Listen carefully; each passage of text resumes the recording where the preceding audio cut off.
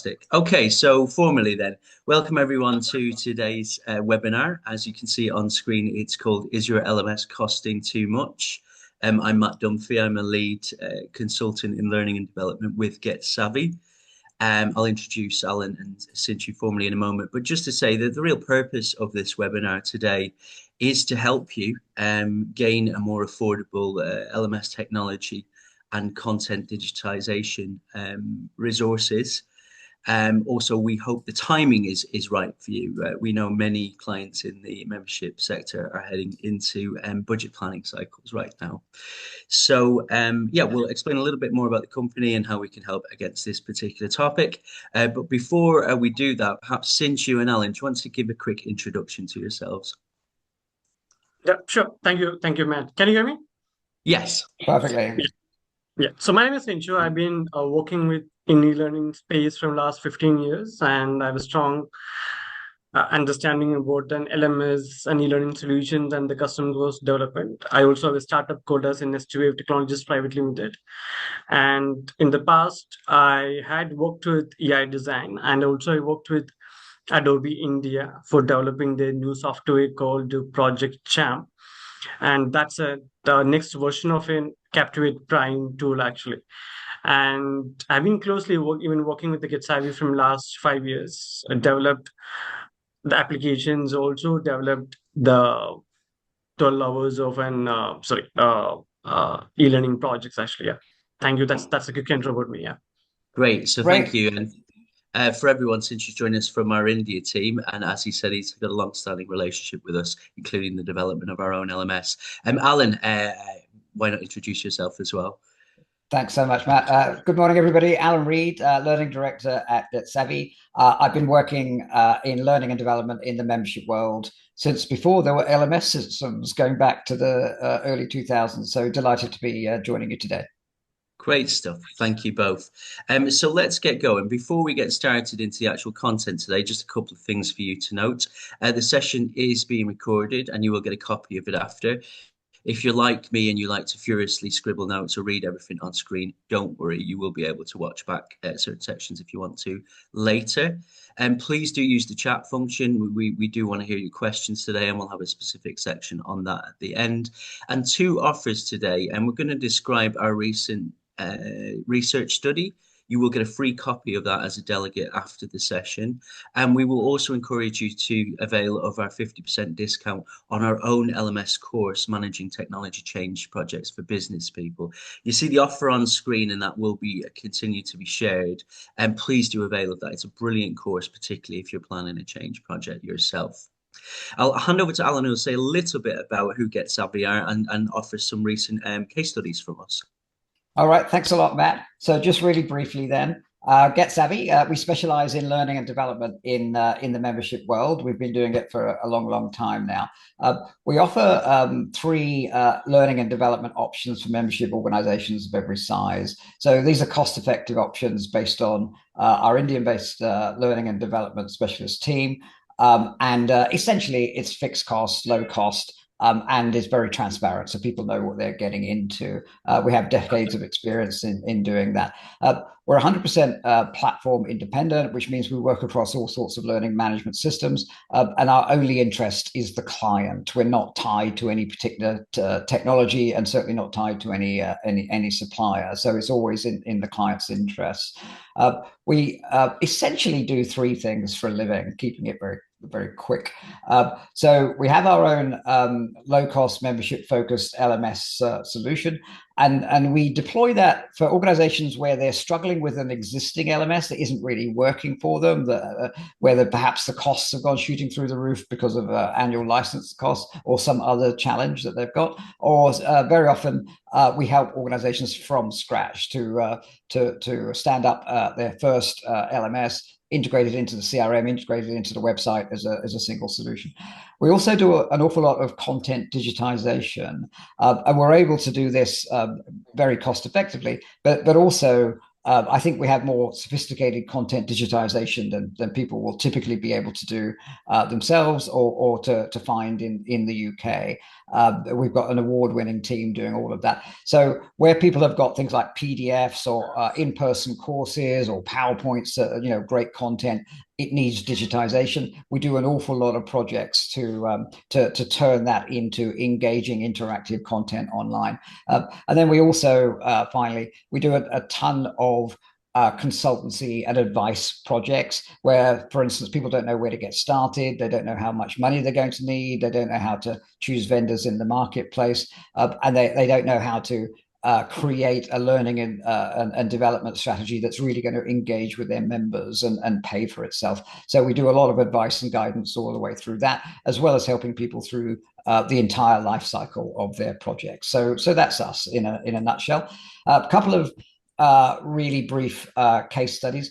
The Royal Town Planning Institute. Essentially, RTPI have something approaching 30,000 members.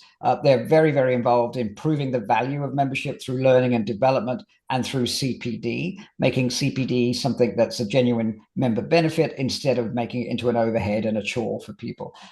So what we've done with the RTPI is that they recognize that their learning and development offering was outdated, the poor supplier relationship with an LMS provider, and no real clarity on how to move forward, how much money was required, and so on.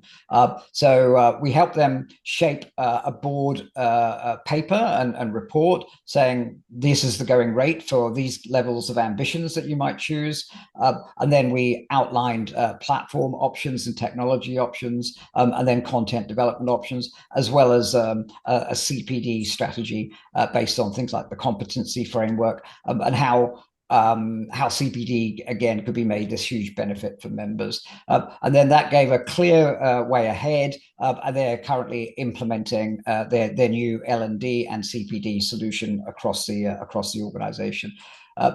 With our help, and then the results are essentially they've got this clear pathway, and by the end of this year they'll be in a vastly improved position from where they were at the beginning of the year. Next one, British Menopause Society, fantastic and incredibly important organization, and they provide advice and guidance to practitioners all through the NHS, but also to members of the public. And they have a huge mission for education and training and certification and qualifications as well. So the starting point is that they needed an organization-wide technology review of their learning and development technologies and associated technologies around that for member engagement and managing member relationships. And then the challenge with that was to agree what was the appropriate funding, the appropriate technology roadmap, and to ensure buy-in across the execs, non-execs, and of course organization-wide. So our approach with that was to support them in providing independent advice on what things cost, what's the going rate for certain elements, what's the most beneficial use of your money, and how that will be spread over a 3-year program, and then outlining platform options with pros and cons. And then essentially working with them through vendor selections, establishing themselves for success, preparing the organization, and making sure that their project met and aligned with their organizational goals so that they get the maximum benefit out of all of that. So that's just a couple of recent project examples. I hope people will recognize some of that from their own organizations. So with that, Matt, if I just mention briefly that we do work across pretty much every learning management system out there in the market. If you're running vendor selections, you get to know everybody really well while still being strictly independent. Somebody referred to us recently as the Witch magazine of learning and development, which I quite liked. So yes, it's not limited to any particular technology. So moving on from there, Matt, do you mind if I hand back to you to cover off on the agenda? Yes, of course. And hopefully everyone on the call has got that context now about who we are, what we do, some of the amazing people we've worked with, and the technologies, or some of them, that we can cover. So if you look at the agenda on screen, in a moment, we'll talk about kind of the timing of this around people's investment options, whether you've got a change project or just improvement of your LMS and content, how you actually look at what investment you will apply. And we will then look at hidden costs. Alan will talk through some of the key areas alongside myself where people can tend to overpay. We do have a specific section on how you can get the most out of building valuable content. And we actually have a couple of quick demos for you today. Cinzia will take you through our levels of content sophistication and how we support clients there. And Alan will talk a little more broadly about our own LMS and some of the rich features we've got, including AI. And then we will have some time for your questions if you've got those in the end section. So if we go straight into our introduction section, then again, I will keep talking about this. We do intuit and imagine that many of you are starting to think about next year, or indeed are putting detailed budgets and plans together. So really, whether you're planning a change or continuous improvement, we'll give you some tips now on advice about what your options are. So if we move on, one thing I want to do to frame this section is say we've recently developed this research study.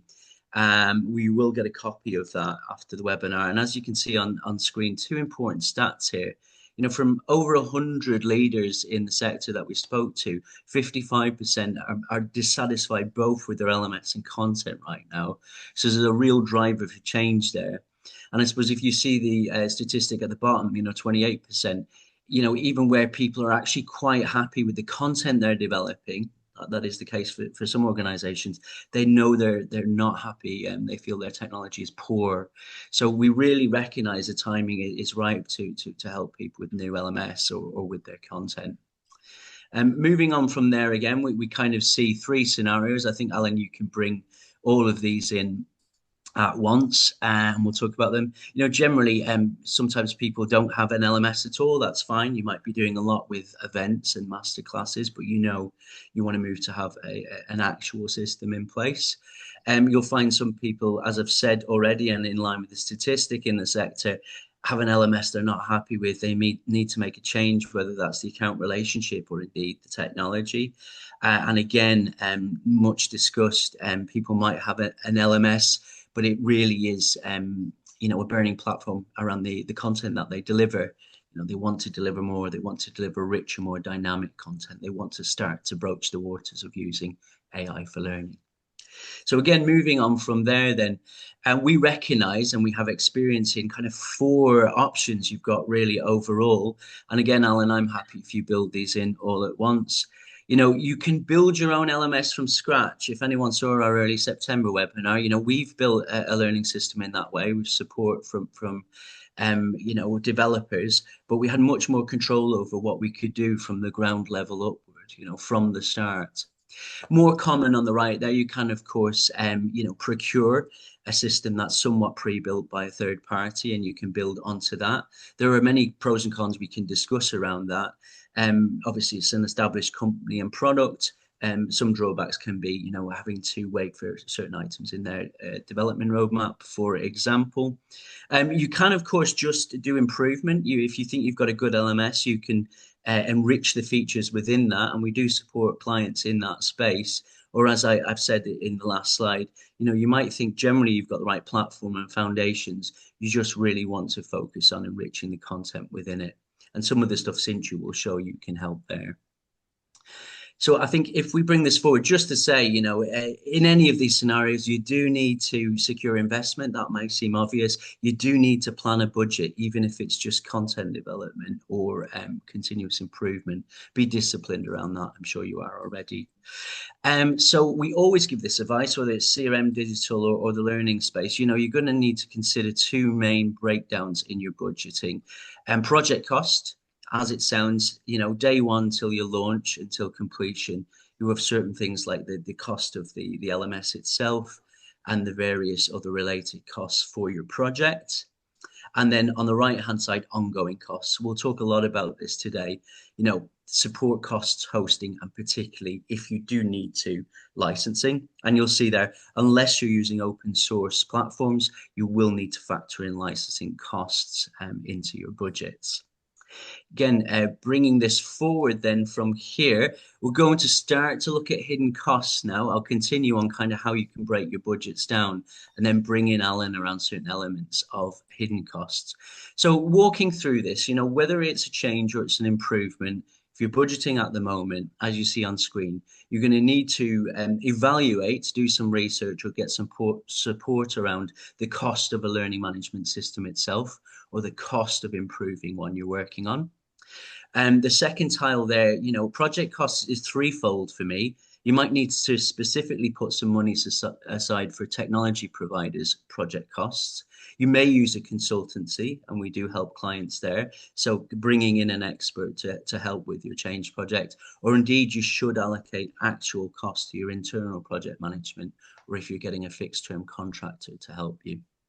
And the third one, Alan mentioned this, you know, people tend to neglect strategy in the sector at times. They can do an awful lot of good work around what system they've got and what they do operationally around it. But again, we do support clients, and we think it's a good idea to actually take that helicopter view of, you know, what's your attitude to blending learning? How will you incorporate AI? You know, do you have a competency framework? Is it clear about driving your professional members' growth and development? And then finally, then, of course, you know, you need to put a specific budget aside for content. So, you know, you do need to actually plan that out. And we've got some advice coming up on that. So moving to the next slide, then, you know, if we break this down even further, many people in the sector, you know, around LMS do have this question of open source or licensed, and how do I make the decision? So I'll talk very briefly here, and then I'll bring Alan in. You know, essentially an open source platform is, as it sounds, you know, it's essentially democratic. You know, it is a software that's available without licensing. That's the key advantage. And also you generally tend to get a community of people who know about particular open source platforms and how to develop them. Moodle is probably the biggest example. And again, just to give an example, if you're an organization and you just think we're slightly smaller, we need something that's more accessible and affordable, we're going to develop it over time, open source is a good option generally. License then, as I've said before, it tends to be productized by a company. So they've spent a lot of time building it up into something that's quite rich. And the drawback is it does tend to be subject both to licensing costs and kind of additional hidden costs at times that suppliers put in, you know, because they need to support what they do, but also to generate their income and profit. And then you might find, you know, if you're a larger organization, you are primarily e-learning focused, a SaaS-based or product-based option could be really good for you. And I think making the decision is really about your requirements, researching the market, and actually making sure you land the right option for you in terms of your budget. One more example, you know, if you can generate income from your content, you probably can actually afford and are quite more comfortable with a license model. Not always the case, but you know you can actually have paid for or premium content that might actually allow you to budget more in what you spend in this area. But Alan, just to bring you in here, you know, your general pros and cons about open source versus licensing, and what do you hear in the market around these choices?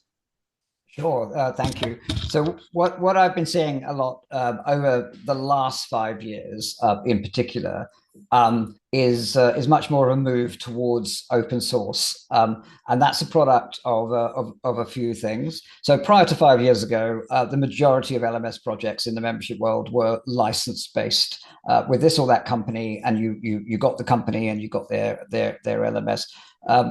The move towards open source, predominantly Moodle, but some Canva as well, is driven by a couple of things. One, the maturing of the Moodle platform. It's essentially now you can do everything in Moodle that you can do in the licensed products. You will definitely need a company to do it with you. You know, it's not free. No one's, you know, we have to be very, very clear with people that you will still pay for services, you will still pay for deployment and the project, etc. But you won't pay for license costs. So the maturing of the product. The other thing that has driven the move towards open source has been the increase in license fees, and the tying of license fees to per learner situations. So one of our most common projects, for instance, is that organizations who've gone with a license model and they thought it was going to cost, let's say £5,000 to £8,000 a year for the licenses. They then get more take up of their courses, they get more learners through the platform, and then the next thing they find is their finance director is coming at them saying, this was going to be 8,000 a year. It's now turning into 15 and 20,000 pounds a year that we were not expecting. And of course, it's entirely unpredictable what kind of take up you're going to get on your courses. So those kind of costs, and sometimes 2 and 3 times that amount, have driven people away from the license model, especially when they recognize that they can get what they need with the right company in the unlicensed model. So that's probably been the biggest change over the last 5 years. And I certainly agree. I've been working with a couple of clients recently who have that challenge of trying to forecast and predict the number of users they might have by natural growth or a boost in growth in order to get their license range and fees right with their provider. Great. I think you're actually going to take this back now, and in the next couple of slides, just maybe drill down a bit further into hidden costs. Thank you. Sure. Great. I'm happy to do that. So one of the things that is I find personally very frustrating about the supplier marketplace in the membership L&D world is the lack of transparency. So if you imagine this is your first LMS project as a membership body, the typical LMS provider will say, okay, we want you to sign up for 3 years. That is completely typical. And we want to agree your learner numbers now on day one. And you'll sign a contract with us that says you're going to pay £20,000 in the first year for learner numbers, 25 in the second year, 26 in the third year. And of course, it's impossible for that membership body to predict the learner numbers, and the LMS provider will only allow those numbers to go up. If they go down, they're still going to charge the minimum rate that they've agreed on day one. So that lack of transparency is a real challenge. We also strongly urge organizations in the membership world not to have any deterrent on increasing your take up. Your entire mission is about increasing your take up, increasing your members engaging with your content. And if you find there's actually a downside to that you have to pay extra every time a member sticks their nose into the platform for a second, then that's really going against your mission. So being really careful with your providers, asking for costs up front, being really transparent about different models. If I get that number of learners or that number of learners, how much is that going to cost me, and making sure there's no ambiguity about any of that. There is also a bit of sneaking in module costs, etc. But the main one is about licenses and linking that to the number of learners that we've got. Customizations, particularly on an organization's product set. If it's an organization that has a product and it's a license model, when you're asking to change that product, it then tends to get very, very expensive. With open source solutions, it's expected that there will be changes. The whole thing is about there being changes while keeping you on the upgrade path. So having a lot of transparency before you sign up with your contractor on exactly what your needs are, exactly where your weird areas are, where you've got a different way of selling courses or a different way of providing courses as part of a member benefit, anything a little bit unusual like that, make sure you're completely clear about that as part of the selection process, and you've got full costs agreed and nailed down. And then we do seem to find that there's an awful lot of bloatware. Some LMSs are a lot like Excel. We all use kind of the same 5% of Excel's features, except Excel is so cheap it's more or less free. These LMS systems are vastly more expensive. So negotiating on the bits that you actually want to pay for, we tend to be an important point, and not just accepting that everyone has to pay for everything as you go through. So we find that picking the right supplier and forcing them to be transparent, force your supplier to give you different models of cost based on the most learners you could ever expect, and even increase it from that number, just so that you're not surprised and you're not having your finance director shouting at you in years 2 and 3. Okay, we find that there's a lot of challenges around licensing where essentially the licensing model for a lot of LMS systems can be quite hostile for membership organizations. So what you'll find is that LMS systems are licensed based on the concept of an active user. So, what is an active user? Well, for the majority of the licensed products, it's anyone who uses the platform for a single minute anytime during the year. So that means if you've just launched a new product, for instance, or launched a new course, and then your members come to have a look around and just kind of look at the catalog and dive into the platform for a second, they get counted as an active user for the rest of that year. And then, of course, you're having to pay extra as people come on top of that. So being very clear of what constitutes a licensed user, how likely it is that all of your members are going to consume that number, and then making sure that you're clear that license costs for your staff, license costs for your learners. There can be a per course license cost as well. It's very opaque. And it's one of the main areas that causes people to come away from their supplier. But by that time, they're already burnt. They're already, the budget is gone and so on. So just demanding transparency on that, and not just having a simple table of costs in your ITT. That won't get you what you need. So we find it's really important to spend a lot of time defining terms and agreeing what's meant with licensing all the way through. So so from there, I think it's clear just to make sure that you're absolutely exploring whether you want a licensed model or an unlicensed open source model in order to get clarity on all of your costs. So Matt, great. If I could just hand back to you when it comes to the next area of cost, which is about building valuable content. Thank you, Alan. And I'll just underline that last point you were making is actually seeking transparency and also being really explicit, both at the beginning and over time, the number of licenses you need, what types, and actually doing some data cleansing, which I'm sure several of you do on the call, taking people off as active users if they've finished their courses or they're just no longer, following their education with you. So we'll talk a bit about content, and then I know we've got Sinchu's demo coming up. This was an alarming statistic from our research study, albeit a positive one.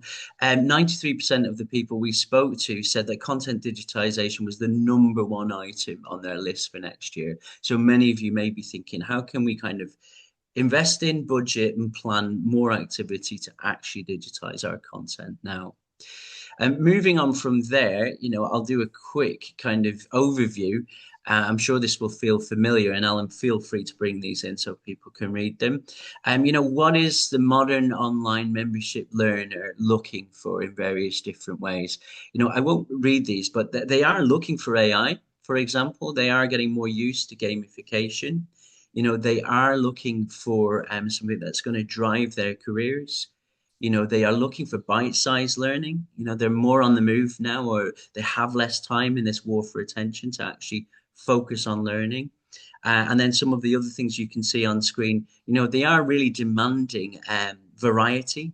We call it the Netflix factor. There are more things for them to do next. There are simply more courses. And this is where content digitization and getting the pace of that at a level which suits your members will mean there is more variety in your platform and in your LMS. And then finally, look, let's not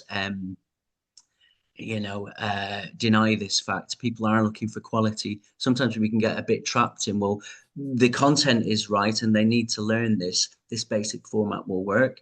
People are constantly online with high quality websites. They expect the same from you as a membership organization. And again, this might be a hard line point, but probably true. Your membership don't see your platform. They don't know the ins and outs of how it operates. That matters to your staff. What matters to them is your content. So that's really where you need to actually potentially manage what you spend on the technology, spend more on content, because that's where they see the value. And just a quick one from Sinchu, just to bring you in here. If you think about the clients you're talking to, or the online member learner, what sort of demands are you hearing that these learners are making now? Yeah, I think what we're seeing is a very clear from the client that they want the content to be more engaging in, right? So that's like engaging content, and also plus the short and easy to consume it. And they want to integrate maybe the gamifications and AI driven courses actually. But if you look at the current trend, right? So before we used to create a training like 45 minutes, 15 minutes in one single e-learning courses actually. But that has been reduced it now. So we create the courses in chunks, like maybe 10 minutes or 15 minutes of the macro learnings part. Of course, then good to have a gamifications with an AI-driven features. And also at the same time, we doesn't want the content to be not to focus on it, like we want to make sure that it's a content focused, but uh bring it more features and make it more engaging actually, like that's the trend what we're saying it. Yes. And yeah. Yeah, no, that's really brilliant. So you're confirming that AI and gamification is something that people want. Yeah. You're making a very good point there. We say it on screen about immersive learning. They're actually Yeah. looking for the overall experience to be engaging and immersive. And Yeah. the final point you're making, which is reinforcing what we see on screen, is yeah, that these chunks or bites of learning are getting shorter. There might be more of them, but people are consuming them at a faster pace, and they tend to be shorter sprints of learning when people can fit it into their work Yeah. lives. Yeah. Great. Thank you so much. If we talk a little bit about the reality, and again, Alan, bring all of these in and we'll discuss them. Please note, anyone on the call, this is not punitive, and we do know the reality can be different. So the factors here are things like, there's just not enough content there. We don't have the time or the resourcing to generate enough content. It's all PDF or PowerPoint. I've certainly been in that world as a practitioner. It's absent from the platform, or we don't have a platform at all. I like the one on the right there. We've kind of developed a long and winding road, remembering the Beatles, towards our certification. So, it's a long course. It takes a while to get there, and there's kind of a fairly vanilla certificate at the end. We're actually bringing in more gamification, more check your understandings or quizzes can make the experience, as Sinchu says, more enjoyable. And of course, we're doing more now with e-badges or digital certificates that you can even share with your colleagues. So certainly some themes there. The last one I'll pick out is you have different types of learners. You might be doing a lot in your membership organization for entrants, people beginning their careers and beginning their membership with you. You might have your mid-tier people say, what's there for me? Personalization is really important, both to the individual and to the learner type, thinking at a macro level about the people who are coming to you for education and strategically providing content against those outcomes. Again, I'll sort of say a big plus point here is help is at hand, both from us and in the work you will plan yourselves moving forward. So I think if we move on from there, Alan, I'll talk just a little bit about generally what we tend to do is consider content digitization in 4 key stages. So you're going to need to do a rapid audit up front. And again, I'll talk to Cintia in a moment about that. But that should be, what have we got now? What's missing? What's the quality of it? And most importantly, what's the feedback from our members about it? Then you can do a prioritization exercise and say, well, what are we keeping? What are we investing in? What level of content sophistication do we want in the areas we're prioritizing? Then it gets a bit easier. It's like any project, you move into a kind of a storyboarding, design, and delivery phase with some testing and a release of new content, hopefully in batches, and then continuous improvement. We always recommend that you actually treat this as part of your ongoing budget and plan. You don't do a kind of a sprint and then stop. You're actually able to enrich your platform over time that way. And just since you briefly, again, if you think about these 4 stages and the work you do, what's the best advice you'd give to our audience around actually what's important at these stages? So what we do it actually, Matt, like whenever we get any content to be converted to any learning courses, right? So first things we'll do that we'll analyze the content and we'll understand who's the target audience, right? And if we also understand whether do we need to have an accessibility features or like what level of age group the learners belongs to, right? So then we will, once we understood these areas, then we will analyze the content. Then we also use an AI to analyze a larger volume of the content, because that's AI can spot and understand what is actually missing it actually. Once we understood the gap and once we understood the target audience, that's what we started into the uh, like what level of the content we need to bring it actually, right? So we should be give it a level 1 or level 2 or a micro learning, macro learning, or we should keep this a gamification, so the scenario based approach, right? Once that has been done, then we, of course, we started into the actual productions, and that's what when we use, maybe we use AI supposed to create avatars or any kind of a designs or any kind of animations. Those things will bring it. Then once this part is done, right, for us is like to make sure that we are creating something which is not getting outdated in next 1 year of a time, or at least minimum 1 year is the gap. We need to make sure that the content is fresh, even the approach is also fresh. So we just need to make sure that. And also we will also, after the launch, we will see it, like what is the user experience by taking these courses. We also analyze it, if anything else we need to improve it for the upcoming modules, right? So it's like, just not we just develop and release it, we take a feedback and we understand, then we'll Yes. make sure that we'll bring that the feedback in the next courses actually. Yeah. Great. So to summarize, thank you so much for that. Get your target audiences right and their main needs. Work out the levels of sophistication, levels of content, and we'll share that in a minute. I know you've got a demo coming up. Keep it fresh, keep the cycles of sprints and development current. And I like that. Go to your analytics. When you've launched something, actually look at what people are saying, what's landing, and what do you need to adjust. Brilliant. So I'm actually going to take down the screen my side, Cinchu, and if you want to do a little bit of a share from your side, I think Alan will do that. Actually, he's got the deck. Cinchu, So Sinshu, yeah, if you want to just do your show what you're talking about. Yeah, I'll show it. perfect. So as Cinchu does this, I'll set him up. He's going to actually show you 3 levels of content in increasing levels of sophistication. And just to underline that this is a service we provide. If you're really struggling with content that's not in your LMS or needs to be enriched, this is certainly something you can get in touch with us about. Back to you, Cinchu. So what we've done it actually, like we took up the same content and we have structured it in a 3 different level 1, level 2, and level 3, because these levels are very important when we convert the courses from PDF to an HTML5 or ISCOM packages. And because if you have, because of course the budget also is the main aspect, so the pricing also changes as per the levels, but the best things happens actually, like the gamifications, or you can make your content more engaging. So if you look into that, this is the same content. What is a digitalized chain is just a static text and image on the right side. So most of the level 1 courses is a combination of statics and knowledge checks, and maybe with a few button interactivities. So the same content from the static screens, we converted them to a level 2 approach. Here, what we did, we just got the little more visual elements and icons, and also we just wanted to make sure the users more engaged with the screens. They doesn't want to just read something and leave the screen. So instead of that, we bought this 5 clickable, and they can click and learn something, right? So we can grab people attentions more. We can also make sure that in case if you wanted to bring in force navigations, we can disable the next until users finish it and everything, right? So then getting into the level 3, I'm not saying it only these are the level 2 slide. Of course, there are many level 2 interactors you will be able to bring it, but just sample examples of using the same content by 3 different levels. So going to the level 3, so the level 3 also is exactly the same content.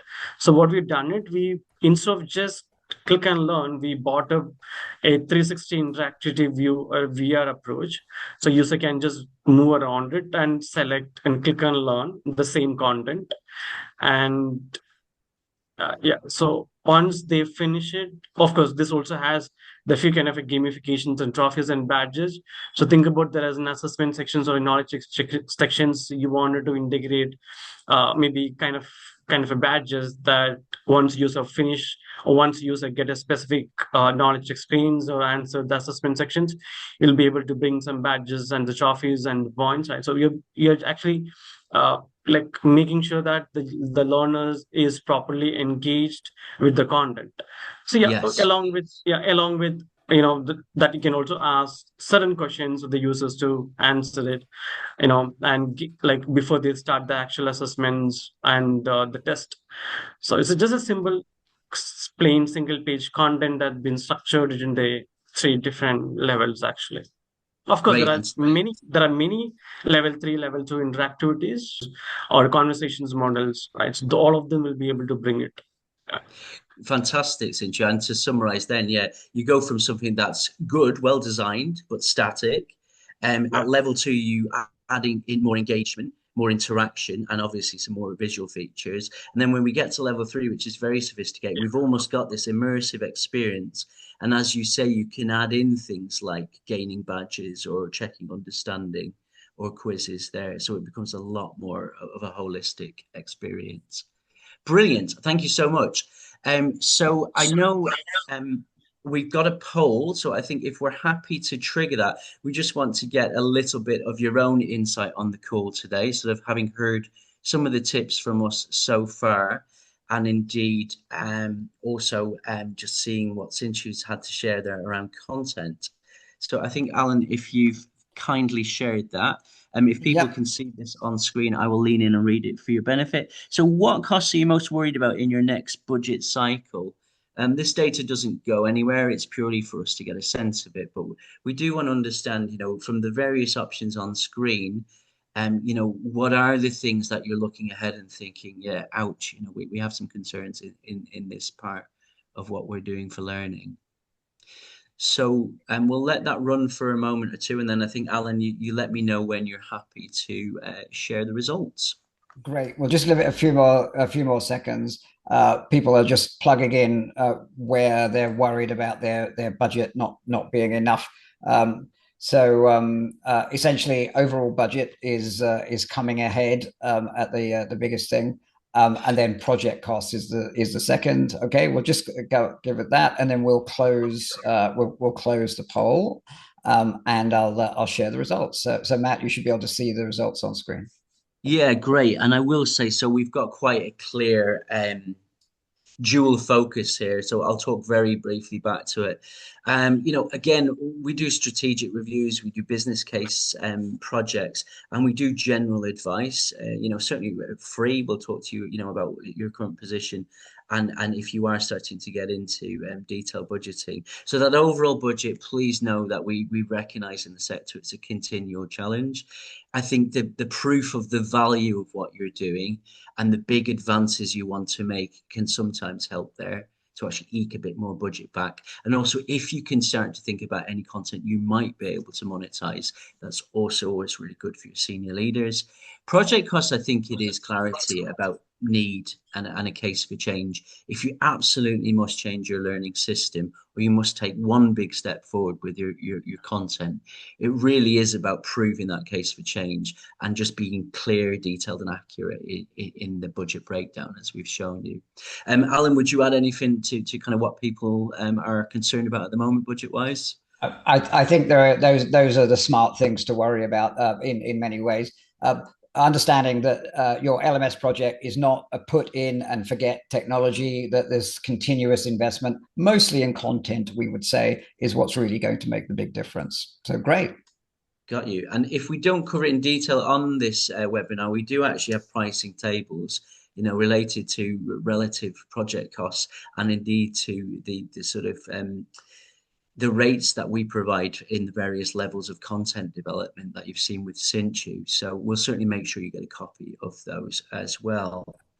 So, Right. Alan, I'll do a double check, but I think we're actually going to move on to have a look at our LMS and some of the features in there so people can get a sense of what they can do in the future, the art of the possible. I think what I'll do, just in the interest of time, and I'll focus as well on what we've done with AI recently as well. So let me just jump into the LMS. This one is about how to equip yourself to be a project manager for your own technology project. And we created this course because most of the people that we engage with are very expert in their membership and very expert in their L&D, but don't understand necessarily all of the technology options and all of the project management tasks required to make sure the whole thing is a success. So if I just jump in and then I'll log into the platform. And then I'll sign in. On this particular course, I'm being a learner, and I've jumped into my own dashboard for this particular course, which is everything you need to know to run your own project within your own organization, managing a supplier and so on. So it shows me my modules and what I've done with the modules. So I've done the business case module, I've done the planning and resourcing for my own organization, and requirements gathering. If I jump down, I can see that there's a module for supplier selection, how to run the implementation, testing, etc. Most of the modules are half an hour at a time, which we found was what people could absorb, and lots of lessons on here's what you really need to know and here's what you need to avoid. So hours of content, how do we digitize it? How do we make sure that learners really benefit from it and get what they need out of it and keep it interesting and engaging for people? So if I jump into the supplier selection module, here we go. This gives me the context of, all right, here are all of the phases in your project. We're going to dive into supplier selection and tell you everything you need to know about that. So what we do is with our modules and with our course, we took the decision to use human avatars, human trainers, driven by AI. And essentially, that's based on our research that shows people like learning from people. And with AI-based tools now, you can create a script, you can pick your actor, and then the actor will go through your script. And there's a lot of checking and proofing and choosing the accents, etc. But it then creates the most engaging content that people will actually learn from and enjoy doing. So jumping into supplier selection, we take people through, okay, here are your learning outcomes of what you would expect. That's introduced as a human being here by your trainer. We then have an introduction to your project stakeholders, and you can see where different people have things that they will speak to you and say, all right, I'm the finance director, I'm the operations director, here's what I need from you during the project, don't let me down or I'll shout at you and fire you. And having that delivered as a human voice, we find it really helps people engage with it, put themselves in this scenario of being the project manager delivering this project. We then have the whole thing being scenario driven. So we say, all right, here is a scenario, for instance, no one can agree what supplier to take. Here is a scenario, the business case isn't getting approved for funding. Here are the things you can do in this scenario. Here's what you can do to prevent it happening in the first place. So those real life scenarios we found were fantastic for dragging AI-based features in, and for making it a very human process. Let me just skip through this because in the interest of time, but the avatars drive you through each bit of the content. They take you through the things that really matter, the things you must get right, etc. And it's all based, as I say, on real life scenarios as we go. So we also have essentially further content recommendations. This is very much driven by your pathway through the course. If it seems like you're struggling on this or that piece of content, or you're not really getting it when it comes to the assessment, it will recommend further content that you should go through or modules that you should take again. So making it very human driven, that we found to be very much a part of the take up and where people really appreciate it. We also find putting in frequent checks for your understanding, frequent quizzes, making them interactive so people can drag and drop. And so let me just go through that one and I'll submit the answer. And then the answers that it gives you when you get it wrong, for instance, are very context driven. It's personal to you. It's personal to your journey through the qualification. We give lots of different ways that people can interact. So if I drag and drop into there, and then I submit my answer, again, I'll get my personal response telling me what I need to do again or how I could learn better from it. So I'm afraid I haven't done past that one, but let's skip through that. And then we'll go through the final assessment. We found, because this is an accredited qualification, people do 7 hours of learning and then they get a project management qualification they can put on their CV, etc. And those accreditations come from actual organizations where the assessment was incredibly important. So we built in all sorts of different ways that it was be context sensitive, AI driven, personal, interactive, enjoyable to do, essentially. And then where you are getting it wrong, you're getting your guidance and you're getting everything you need out of it to make sure you actually pass the qualification. Then once you're passed, actually, you do get your own certificate. It's got a digital stamp on it. It's from the Institute of Leadership. It's from the International Association for Project Management. So it's a genuine asset that you can use on your CV and on your LinkedIn profile and on your next appraisal at work. So we had to do a lot of work to make sure that it was, stood up and was worthy of being accredited by those organizations. We found that aspect of dragging in avatars, making it AI driven, personalized, relevant, targeted, has really massively increased and improved the feedback we've got. We've had thousands of people through the course now, and the feedback on it has been amazing. But we've done that using features that have become available since 2022 with AI. So, Matt, if I could hand back to you, Yes. that was a real whistle stop tour. And I think, how about I summarize the demos you've seen today all, and also just give you some final top tips. We will definitely drop very quickly into questions. And so, look, you've seen from Sinchu levels of different sophistication. You can get a lot out of level one, just actually getting it into your platform and making it look great there. But of course, you can see the art of the possible, including how immersive you can get for your member learners. So thank you, Sinchu, for that. And with Alan, a real whistle stop tour end to end of what is essentially a linear multi-modular AI-enabled course. The one kind of health check I want to say is, a lot of this can be done economically. You can really enrich, particularly a flagship course in this way with our support, or indeed if you're doing it yourself or with another supplier. And just to say, to reiterate, our key points today are definitely think about investment and structure your thinking about what you need next year. Certainly, strategically, what are the next big things on your radar? Do that negotiation or seek support about your business case and securing the overall budget. Certainly, many of you have said that's a concern. Break down into your projects and what you need there, and there's always support available for getting that right. And kind of buyer beware. Think about your open source or license options.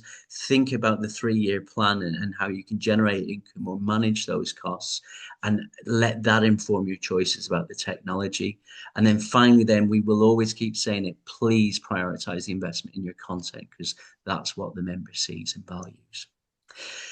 Great. So, Alan, I think we do want to get some of the questions in chat. So if you're happy to read them out, keep them, or pass them on to Sinchu and I, that'd be wonderful. Sure. Really happy to do that. So we've had some great questions come through. Here's a pre-webinar question, which is how do most organizations find getting ROI from their LMS project? And if you don't mind, I'll tackle that one. Yes. So how do organizations find getting the benefit or the return on investment out of their learning and development project? I'm afraid there's a really grim, awful statistic on that I have to give, which is something like 60% of membership organizations with their L&D projects find that they haven't achieve the intended benefits that they were hoping for. And very often the problem is a lack of take up from their members. So they go through this whole project, they select a vendor, they then create some content and they put it on the platform, and then no one's interested, or there isn't that much interest. There might be some initial and then it tapers off.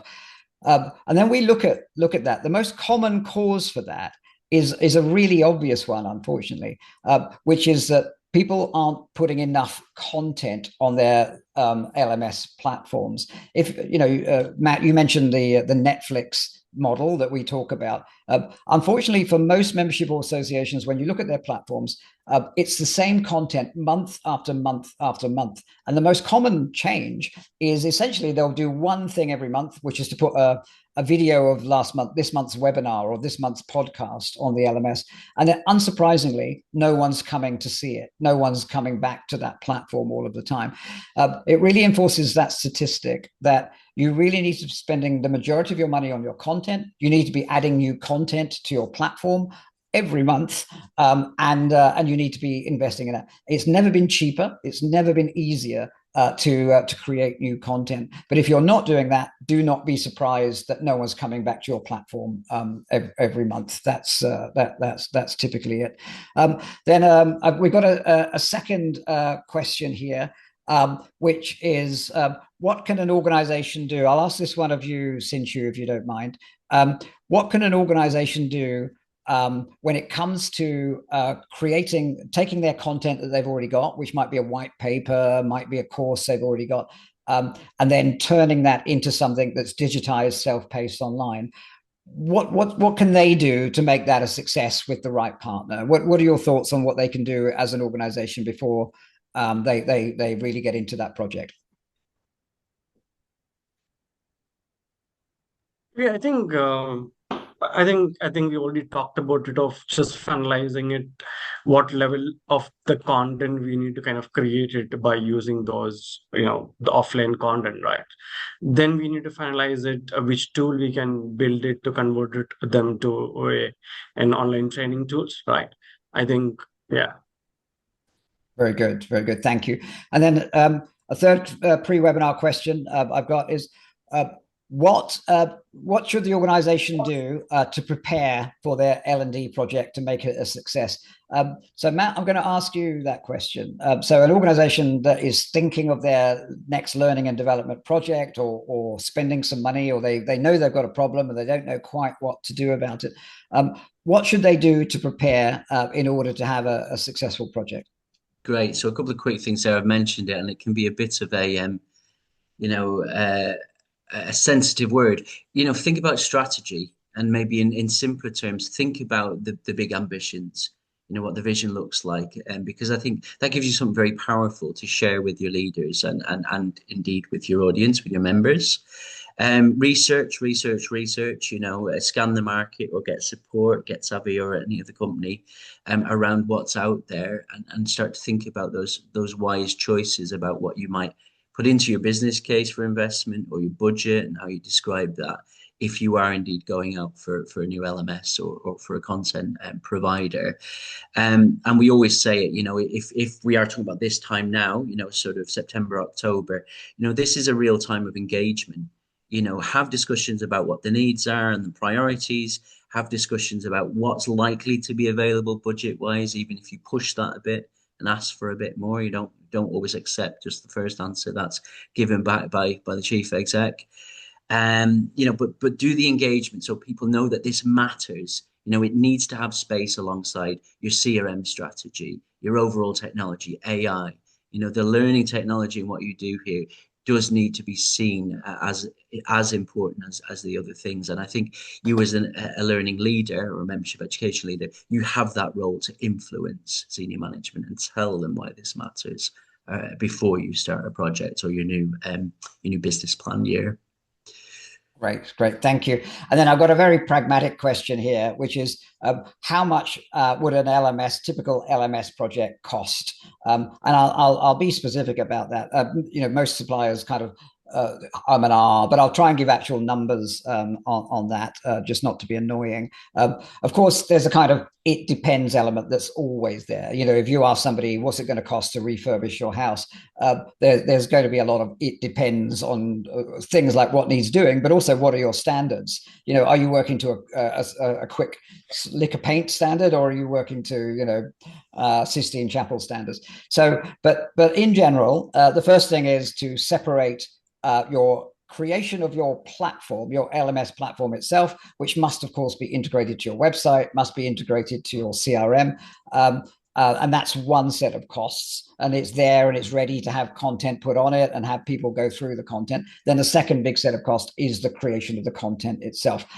So if I just focus on the creation of your LMS platform ready for learners to come and consume content in an integrated way with your website and your CRM, the kind of lower end of those projects there's a vast range, but when we're doing those kind of projects, the lower end is around about £25,000, something along those lines. If you're including the total cost of ownership, all of the services, the integration, the project management, the training, the data migration, all of those kind of things, that's a realistic total cost of ownership that you're going to your board to do. Now, when we're running vendor selections, we're very clear with clients. If you're going for a license model, then you also have to allow that as your major expense. Pick what your maximum number of users is going to be year on year. If it's going to be 10,000, 2,000, 20,000, whatever it is, and then demand clarity on costs for those maximum user models. And we've worked with organizations where the license cost alone can be £50,000 a year, £50,000 a year. So being extremely careful about that is one of the most important things in terms of avoiding surprises on the cost. When it comes to the content costs, our strong view is that you must allow for new content to be put onto your platform every single month. At the minimum, it should be webinar PDF, podcast content that you're creating, elements from your white papers, PDFs, and PowerPoints. Those are low-cost things that you should have a steady drumbeat, but also bigger areas of courses that you're having online. So budget for what that costs online. I can't give a number specifically for that. At the low end, we can take a PowerPoint that is 10-page PowerPoint, digitize it, make it look really nice, make it look interactive and interesting, and that could be done for less than £1,000. Then you've got your in-person course that's delivered over a period of weeks. Obviously, that's going to cost a lot more. But we as soon as we know what the content is, we can be very transparent about that. What do things cost? I've got one question here. I'm just going to pass on to Sinchu, if I may, which is do Get Savvy offer content creation totally separate from the LMS platform? So if somebody's already using an LMS platform, whatever it is, can we do content creation and do content creation projects with them? So Sinchu, can I just pass that question on to you? Yeah, of course, right. So what we're doing it, all the content, what we're we are creating it by using the standard SCORM-based approach, which by looking into that platforms where they wanted to host the content, and we can finalize whether they want it in SCORM 1.2 or 2004, or they want it in the laptop, desktop, or in mobile devices. Of course, we don't have to they don't have to take up the LMS development, so we can offer the content creation as a separate solutions, and we can create an e-learning courses for them actually. Yeah. Fantastic. All right, so we're out of time. Thanks a lot for that brief answer. And then Matt, can I just hand over to you to wrap up? We're going to send the description of the services we offer. We've already talked about that, and we just talked about our content digitization service. And then Matt, if you don't mind, just to hand over. Yes, if you bring everything in, I'll be super quick. You'll get the recording after today. You get the research study. Please do read that and come back to us if you've got questions. You'll get this 50% discount offer on the course. You've actually seen it on our demo today. It's really amazing, particularly if you're planning a tech change project. Do reach out to us. We do free consultations. We'll happily have a chat or a number of chats with you to work out where you're at with your strategy, what you do next year. And we've got 2 great webinars coming up, which you can see on screen, part of our ongoing series to really educate the sector and to have these conversations about what matters most. So we've got a couple more of those coming up in October. Thank you for your time today. There is one question, Matt. I think I've just responded back, but I think I'll just quickly point it out. There's something which is about the paid learning that just the LMS cover up the protection of it. Of course, most of all the LMS, even the custom LMS, what we develop it, your content will be secured enough to make sure that nobody can capture it or download it or use it or upload it to somewhere else actually. So we will take care of all the authentication aspects, and we'll restrict it. We have a DRM which is enabled and controlled it. We also stop the screen capturing it, and of course it will be a SCORM packages. So we will have an identifier which connect with an LMS, so you won't be able to the user won't be able to download it and upload it to somewhere else and misuse the content actually. Yeah, I see. So very good. So we're talking about protection of copyright, IP, and just generally keeping the content in the system. Thank you. And look, I always appreciate catching a last question if someone had one there. Thank you for doing that. Thanks for joining today. Please take a brief pause before you go into your next meetings or sets of meetings. Do keep in touch if you want some advice. There's one more questions. I think we have it from the Tom. I think. Oh, there's been a late rush. Go on then. Do you also offer it on it? Yeah, yes, we do also have on LMS. We customize it on the Moodle. Yes. Moodle is the platforms we use it, and yeah, I think Glenda was typing it. Yeah. Yes, we will respond there, and we do indeed have our own LMS, and we'll be able to share actually some rate cards or some advice on that as well. Okay, and if that definitely is the end of questions and the end of our content today, again, thank you. I will say this, take a rest before you go into your next meeting today. You might have a busy day planned. And yes, do keep in touch with us generally about what you're doing. And if you have specific needs, we're happy to help. Fantastic. Thanks so much, everybody. Thanks, everyone. Bye-bye.